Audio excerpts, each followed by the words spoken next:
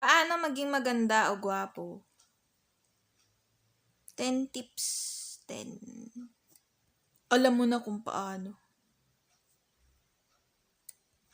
Panoorin mo itong video na ito para malaman mo. Magbibigay ako sa'yo ng 10 tips, as in 10. Mag-take notes ka na. Okay. So, tip number 1, lagi maligo. Dapat yung malinis. Pati kwarto mo. Dapat maayos. Maligo ka, mag-ayos ka. Pati sa pananamit. Hitsura mo. At physical mong kaanyuan. It is the clothes that you wear. Fix your hair. Mabango dapat palagi. Wear cologne and perfume. Kahit alin doon. Mag-mouthwash, toothbrush. Okay. So, what's next? Tip number 2. Di ko naman po sinasabi na maganda pa ako. Cute lang po. Pero, tungkol po ito sa inyo po. Sa inyong lahat po. Na nanonood at nag-click ng video na ito. Para sa inyo to. Tip number 2. Paano maging maganda o gwapo? 10 tips. Alagaan ang sarili, mag-exercise at healthy diet. Pero huwag kalimutan ang cheat day. Para happy ka naman at masaya. Para din sa sarili mo yan. As in cheat meals, okay? So, tip number 3. How to be handsome or pretty.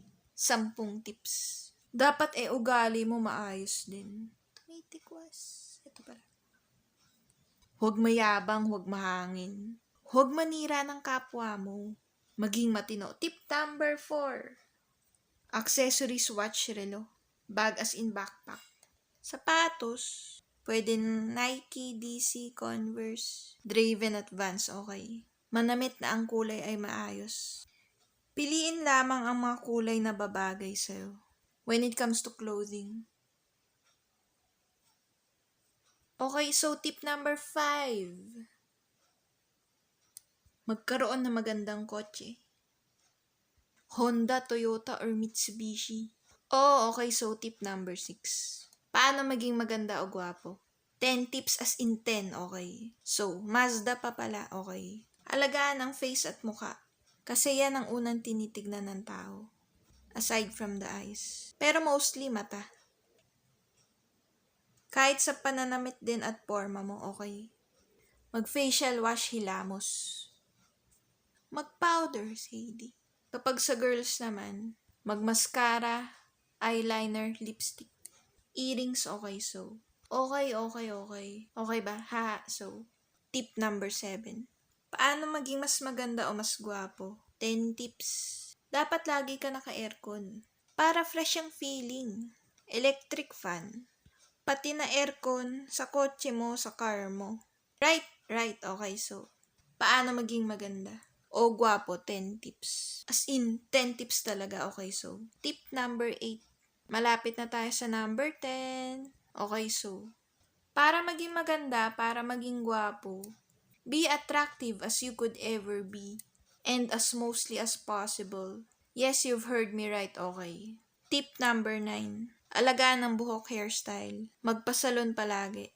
Pati na mga kuko, sa mga kamay at paa. Dapat walang bahid ng kahit na anong dungis. Okay, alright. Enjoying this video. Better be, manood ka lang.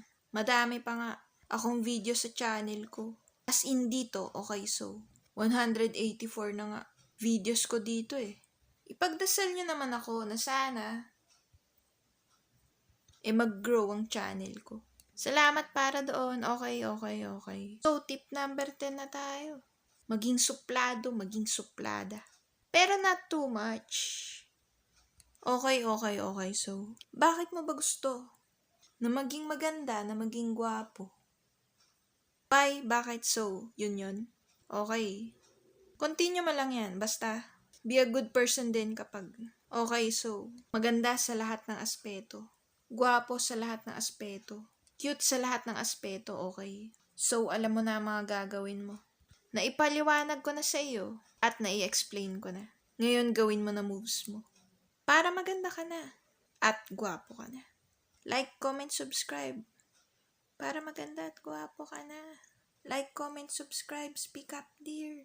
Next time po ulit. Salamat, okay? Speak up, dear. Speak up, dear. Speak up, dear.